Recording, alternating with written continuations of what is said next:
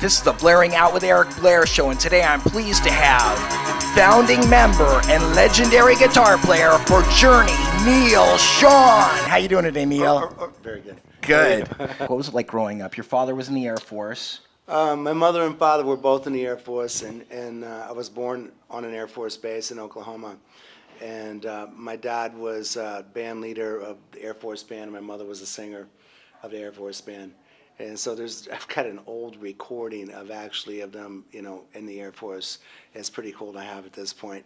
And yeah, I grew up in a musical family.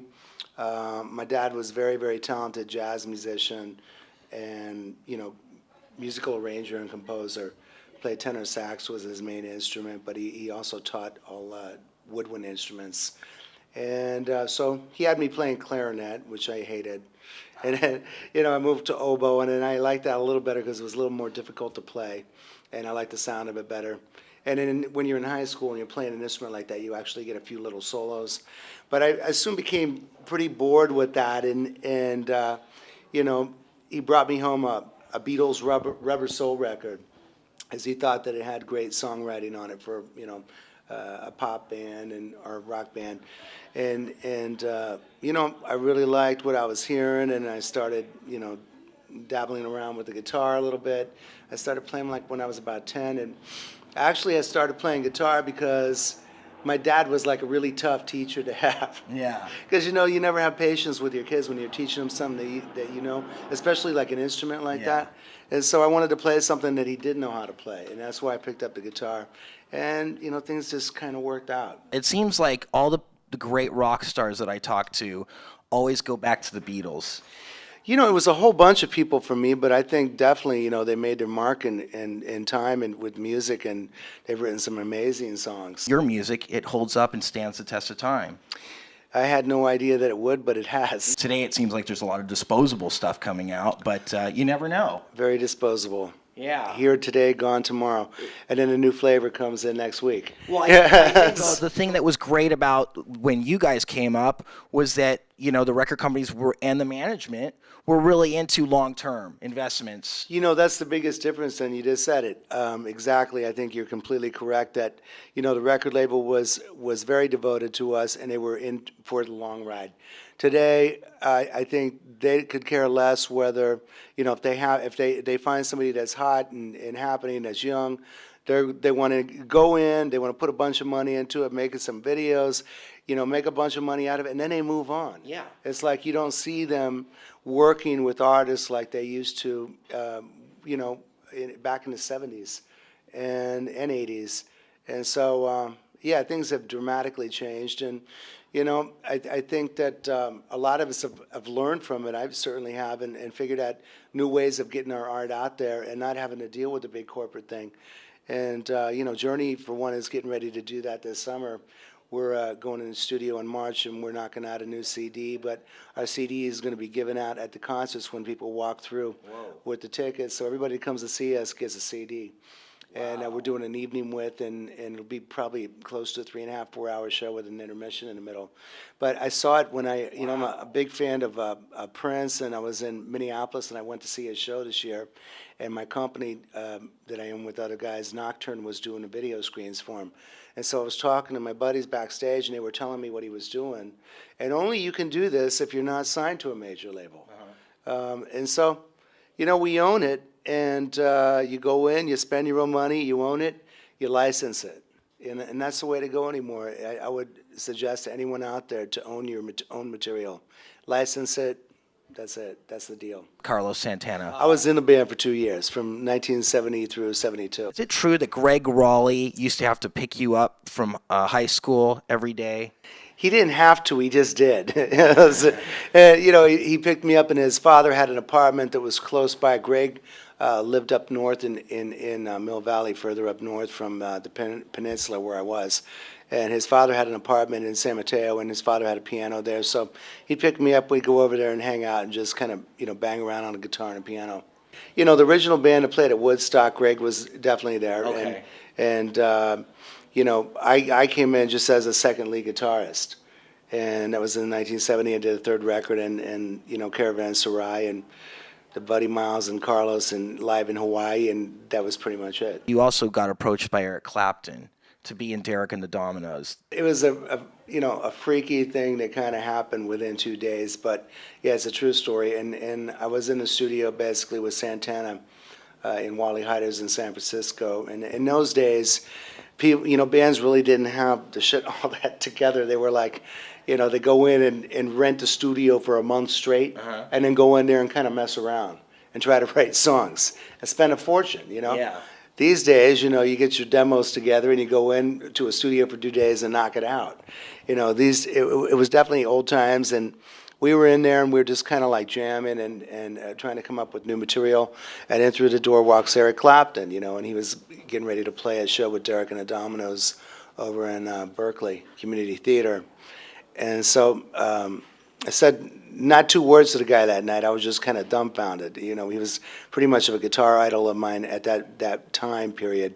And so he sits down, a chair plugs in, and we just start jamming. And someone played me the tape the other night. It's pretty funny to listen to. But, I said, nice to see you. He took off afterwards. We played for a few hours. And then I got to the studio the next day, and the secretary had told me that he had called and was asking if I was there and if to convey a message that he wanted me to go sit in with them that night at Berkeley. And so, I'm like, I don't know if I'm 15. I think I'm 15, and I don't have a driver's license. And so I talked to the secretary that was in the front and asked her to ask her boss if she could drive me over there. So she drove me over there, and I got there about, 15 minutes before they went on stage, and he was just like, oh, great, you made it. And he says, I'll tell you what's going to happen. I'm going to go out with the guys, and we're going to play like about 6 songs, and then I'll introduce you as a good friend of mine, and you just come on stage and finish out the show with me. And I said, fine, because I knew all of his material, and it was, a chance of a lifetime, and it was a great opportunity, and just mind-boggling fun for me. And I played a lot of lead guitar that night. I mean, he kept on turning to me to play solos, and I knew all of his solos, because I had learned them. And so I started out playing his stuff and sort of mixed my stuff in. Well, we played. We had a great time. The audience was great, and he asked me to come back to the hotel with him, so I jumped in the car with him. We drove to the hotel, and, in the midst of hanging out with him in his room, he asked me, would you move to England? Would you come play with Derek and the Dominoes?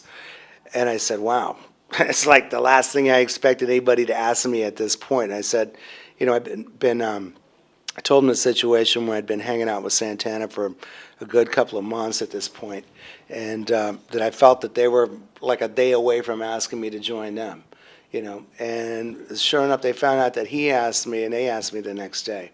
And so I wasn't quite ready to pack up and move away from my family and move to England and do the whole thing. And I felt a bit, I wanted to play with Eric a lot because actually at that time it was more the music of my preference. Mm-hmm. But I'm glad that I did play with Santana because they soon folded. They had a lot of drug issues and things that were happening at that time period. And it didn't last that long, so I definitely made the right choice. Yeah. And, what an amazing band Santana was, the original band. Oh, yeah. And amazing guitar player he is and still is. But we talked a while ago. We finally hung out for the first time in years. And, it was Michael Carabello, Greg Raleigh, myself, and Carlos. And we're talking about doing something sometime in the future. You don't know when, but could be fun. Carlos's success now. Clive Davis. It's not only Carlos's guitar playing, but Clive Davis is a very smart man, and he's one of the only guys out there that takes his gig like he does and takes the bull by the horns and makes it happen because he's got the vision for it. I heard a funny story about the record. It's like when Clive, this is a story I heard, I think this is pretty true, but someone can correct me later in an interview if it's not. I heard that Clive wanted to do the Supernatural record with Carlos, and the idea was to bring in a lot of different artists and newer singers that had, most frequent hits, and that Carlos at that time was really not into the idea that much, that he wanted to do this other record with like John Coltrane, some artists that had passed years ago, and they built a bed for him and make him be able to play over the top of it. And so that was what he really wanted to do. And then, you know, Clive came back at him and said, I'll tell you what, I'll let you do that record if you do this record. And I think he's very happy that he did it. Yeah, exactly. You know. The Santana period passes. Herbie Herbert approaches you and wants to build a band around you. Right. And your great talent. And you're about 19 years old at this point. Yeah. What's going on in your mind? Well, you know, I was ready to do something at that point. You know, it'd been, you know, a few years since I'd been playing with Santana. I had a couple little projects that I was working on. One that I thought was going to get off the ground, had never quite made it to the end, was a project with Larry Graham and Greg Rico from the original Sly Stone band. They had like the butt kicking rhythm section, and it was funky and it was different. And we were doing like a live trio, but more funk based and real electric guitar. Hendrixy, you know, Yeah. It sounded more like actually Mother's Finest before Mother's Finest even came out, with Larry singing lead vocals with his baritone voice, and very, very new sounding. And I was excited by the prospects of that band, but it just sort of fell through at the last minute. Larry decided that he didn't want to do that. He was kind of unsure about the trio thing, and so he ended up doing Graham Central Station, which was a pretty much more straightforward R&B funk thing. And I played in that for a little bit, but I soon became bored with that. There wasn't enough space for me, so it's time to move on. And that's just what I did. I moved on, and around that time period, I was hanging out in the city at Studio Instrument Rentals, and Herbie at that time had an office up there with another gentleman. I was starting a management company, and he just said, you know, I want to manage you and put a band around you, and I just said, okay, let's go. And that was the beginning of it, you know. How much input did you have on picking the musicians? You know, I really didn't know who I wanted to use, and Herbie really helped set me up with everybody that was there. One of the first guys that I met was Ross Valerie, and he was working on a project with Herbie with this other guy, this other artist, Bobby Winkleman, who had played with Steve Miller, and Ross had played with Steve Miller, and he was a very good songwriter, and they were in a studio working on something, so Herbie took me in to meet him, and I met Ross, and shortly after that, I was introduced to George Tickner. It ended up being our rhythm guitar player that wrote a lot of stuff that was on our very first record. And then, you know, Greg came into the picture, Greg Raleigh, from the Santana band. And then we were looking for a drummer, you know, and I'd seen Ainsley Dunbar play with Frank Zappa and Flo and Eddie, and I thought he was an absolute monster. But the drummer that we had before that actually had a lot of magic going with the band was in the Tubes, Prairie Prince. He was very dedicated to the Tubes, and I could not sway him away from them. I tried everything possible, and it was just not going to happen. So, you know, I went to see Ainsley, and we contacted Ainsley, and Ainsley happened to be free at that moment and was into doing it. So that was the beginning of Journey right there. And, you know, we went in the studio right away and did our first record for Columbia, and that was it. Then it was like about 4 years of lots of driving and hard work. You know, we definitely paid our dues. Journey album, Look to the Future, and then Next. They're great progressive rock records, and there's some good singing on there. Don't you sing on that album, on a couple of those records? Next, I sing on a couple of songs. I like your voice. I think you have a great singing voice. Everybody's been telling me I should sing more, so I'm going to start doing that. Yeah, you're right. I feel like I'm always working with such great singers that I don't feel the need to do it myself, but I think maybe the next solo record I make, instead of it being like an instrumental record like this one, I think I'm going to do a record and sing on it as well. Departure album, People and Places, you sing on that song. Right. And you sound awesome on there. I sound all right. It's hard to sound good next to Perry in those days. I know, but when Next comes out, at this point, are you thinking like, hey, I want to go more commercial, I want to take Journey to the next level? I wasn't thinking that, and it's not necessarily what I wanted to do, you know, but we were sort of pushed up against the wall by our label at the time. CBS was basically like, okay, we sold, I think, 150,000 copies of the very first Journey ever. And then we sold a little less than that. We sold, you know, 90,000 or something with Looking to the Future. And then Next sold less than that. So they were going, you know, you need to do something different, otherwise we're going to drop you. Yeah. And so everybody was worried about getting dropped, and so we started trying to think like that. And that was a weird transition for me, because I've never really tried to think about, you know, making a record it's going to sell. Yeah. I don't know, I just never thought of it like that. I was more of a musician, just like to play and wanted to play what I want to play. And so, you know, we started thinking like that and writing songs like that. They said, well, you need a front man, you need a singer in front. You know, Robert Fleischman came in at that point. For 5 minutes. For 5 minutes, right? But he wrote some great material that Oh, ended up on absolutely. the Infinity record. And he was a great lyricist, I thought. You know, it turned out that he was not the right guy for numerous reasons. And, you know, management did not dig him, and the label didn't really dig him. But they had Steve Perry that was getting ready to be signed on Columbia at that time with his band Alien Project. Yeah. And, you know, they said, we got the singer, they were going to be signed, but his bass player died, and so the band is no longer together. And so Herbie had, you know, Steve's record on his desk. We walked in and we listened to it. And when I first listened to it, I mean, I thought he had an amazingly beautiful voice, but I'm like, is this us? You know, I looked at Raleigh, and Raleigh was looking at me, I don't know. You know, I mean, both of us were kind of like, I don't know if this is us, you know, but basically, Herbie said, yes, he is you. And luckily enough for us that we did it, because we had a lot of success with Steve, and, you know, learned a lot about, you know, crafting songs, working with him. The first record we did, of course, was like Infinity, went gold and then platinum, then double platinum, and, you know, it all started out from him coming out on tour with us, and we were hanging out in a room, and I had acoustic guitar, and we wrote like patiently, like in about a half an hour, and then like, the second song we wrote together was Lights, and that popped out like in about a half an hour. Were you shocked?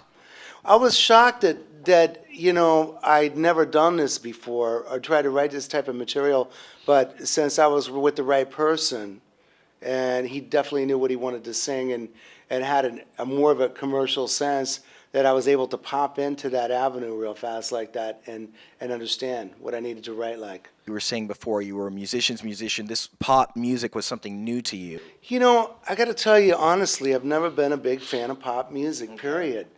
And, you know, I've been more of a rocker or a blues guy at heart. It just so happens I'm in this band that's a pop rock band for years and years. And, you know, I like what we do, but that's the reason that I do all this other stuff now, too. Instead of trying to all do it in one place, I found out that's never going to work. And every time I try to go somewhere with Journey that really was not the band, everybody kind of looks at you like you have four heads. And so, like, I finally figured out that just leave it be. It is what it is, and it's fine because a lot of people love it. And I love doing it still, otherwise I wouldn't be there. Neal Schon, there's a beginning, there's a middle, and there's an end to the solo. Control over the melody.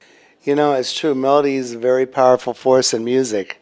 I don't care if you're singing, playing guitar, whatever you're doing. Melody is what people hum. You know, they're in a shower every day. Something sticks in your head, and you're humming that melody. And so even Les Paul has said that before. You know, I mean, he's been a friend of mine for years now, and I'm getting ready to go actually play on his record. He's doing doing like what Carlos did with a bunch of different guitar players for a record for him. And so he'll be like, you know, I'll be in New York and I'll be sitting in with him, and somebody will go on and they'll play a zillion notes, and he goes, yeah, I can hum that one. You know, he's like a really funny guy, but he'll be the first one to tell you that the melody means the most. I worked, you know, a lot when I first started playing on getting my voice together, which was my guitar, you know, and what I mean by that is, like, there's so many different ways you can play one note, and so many expressive ways that you can play one note.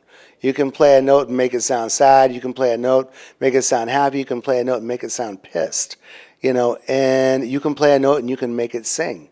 And so you study all those characteristics that you have available to you there on that fretboard, and hopefully you use them all, you know, in the right places. Some of the highlights of the success of the Infinity record. We finally got to, like, instead of traveling around in a station wagon with like 9 guys crammed in it for like a 12-hour drive just to jump out and jump on stage. We finally got buses, and we're flying everywhere, and things got more comfortable. Definitely, which at that point it was something everybody needed, because we did like 4 years of hard, grueling road work, and it was like 9 months out of a year. And then we go in the studio, knock out a record, and go back out and do it again. And it was taking its toll on everyone. And so, Infinity was a great record for us and a great new beginning, And things just kind of took off and, bloomed out from there, Infinity was it was sort of a crossing point to where we brought the commercialism in with the, musical side that we had there as well. I mean, I thought it was still pretty musical, Infinity, compared to some of the stuff that we did later that actually went even more commercial. Yeah. I missed a lot of the aspects in some of those records that Infinity had. Evolution, Departure, had more hits on the radio. Love and Touch and Squeeze, and ended up sticking, on the radio. Climbed up the charts pretty high. I don't remember exactly how far it went, but we continued to grow and move forward. And then when 1980 starts to come around, are you scared at all? No, we were partying too hard and having too much fun. That's good. That was, it was loose, reckless abandonment. And play the guitar once in a while. Actually, I feel now that I wasted quite a few years where I was just partying too much, where I could have actually did a lot, got a lot more work done, but that's life. Escape. Yeah. An amazing record. My favorite song is Stone in Love. You know what, that song, where it started from is, I recall I was in my house one day and I was having a party there, and everybody was pretty high and having some fun, and I just, at one point, turned on a little cassette recorder I had. I went in there and started banging around on the guitar, and that was, pretty much all the music that was in the song. Current here, you've got the Soul Circus album. Yeah. Now, this used to be a band called Planet Us with Sammy Hagar and Michael Anthony. Right. And it's evolved into Jeff Scott Soto and Marco Mendoza. And now you got Virgil Donati. Virgil Donati. This guy is one of the greatest drummers in the world. I can't believe him. Yeah, I know. It's amazing. This record here was our first outing in basically, I met Jeff, and we hooked up and found out that we had some chemistry. And I had written a lot of material for Planet Us that was just kind of sitting there at this point, and I didn't know what I was going to do with it. And so I decided that I was going to regroup with some different guys and record it. And so I did just that. I met Jeff at the NAMM show last year. Met Marco Mendoza at the NAMM show last year. Basically talked to both these guys and said, "Are you into doing this?" And they said, "Yeah." And so, I proceeded, and I sent Jeff all the landscape, all the material that I had written, and he, started working and finishing the songs vocally and lyrically, and started sending me back MP3s, and I'm like, this is happening, it's going to be great. And so at the point that we got the songs together and, arranged and all that, I called up, Dean and Marco and Jeff, and we went in the studio. We rehearsed for 2 days, learned the material, went in the studio and cut it in 2 days, and was like, boom, boom, boom, it was done. And so now, we were supposed to do a tour months back, right after Christmas and the holidays, and Dean was, not feeling well and dehydrated and I think just kind of burnt from the tour prior. Yeah. And his doctor suggested that he just, lay low and take it easy. And so at that point, I said, I've only got a couple windows here, buddy, to go out and do something with this, because I'm going to be out with Journey the whole summer. Yeah. And I said, I really want to go. So, I said, I'm going to replace you, and he understood. And so we tried 3 drummers. Virgil walked in, and I went, oh, my God. Yeah. So since then, I was down here in L.A. last couple weeks before the Walk of Fame thing, and I was in the studio for 4 days prior to that with Virgil and Marco Mendoza, and I redid all the drums and bass on the record so that they could both play together. And the guitar remains the same, the vocals remain the same, but it sounds like a brand new record. Wow. You know what, Neal? I just want people to know that are fans of yours that this is a great piece of art. It's heating up, man. I mean, it's been slowly just going like this, and we're really starting to catch a buzz. And we haven't played live yet. I think when people see us live, forget about it, because this band is like untouchable, No doubt. musicianship-wise. To me, vocals is very important in a band. And Jeff Scott Soto is channeling some Steve Perry on there. Well, that was the first song that he sent to me. He sent me Coming Home, which was actually the last song I thought he'd ever even pick out of the 30 I sent him. That was kind of like a throwaway tune for me that I just laid down one day and I was going, I want to try something with this new mandolin guitar I got, and I just kind of wrote something real fast and then just mixed it and, threw it off to the side. And he came back with that and I was like, this is weird, very eerie. We're going to be looking forward to seeing you on tour with this now. And also, at the same time, you have Neal Schon, Eye on You, which is on Favored Nation, Steve Vai's record label. Right. Tell me about the experience of recording this. Anything new in the sessions? Well, this one was an analog, old-style recording, like basically go in and play live and get it on tape and make it sound nice and big.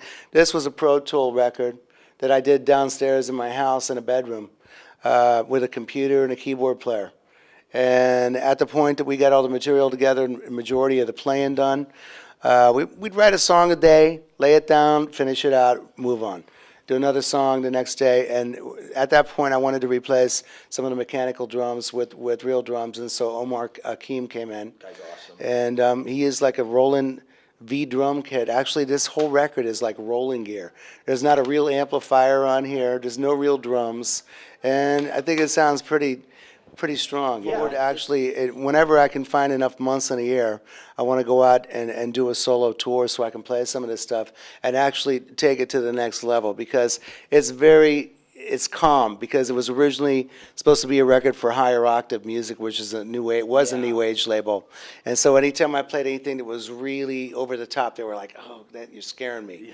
Yeah. So I started it 3 years ago, and I let it sit there on the shelf for a while, hoping that they might fold, because I owed them like 2 more records besides this one. And so they did fold, and I managed to get out of the deal, and took it immediately to Steve Vai, and he dug it, and he said, "Let's do something." Nice. So I'm glad to be there. What's next for you?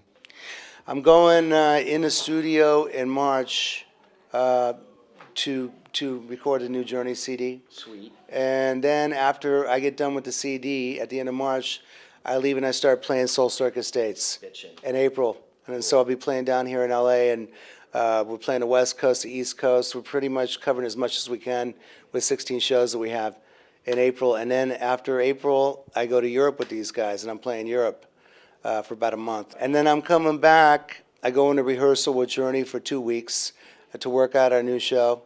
And then I'll be touring with Journey all summer, and then probably go back out with these guys in the fall. I got a busy year. Neal, thank you for being on the Blairing Out with Eric Blair show. You rock. Thanks, man. All right, this is the Blairing Out with Eric Blair show with Neal Schon, signing off. The Blairing Out show.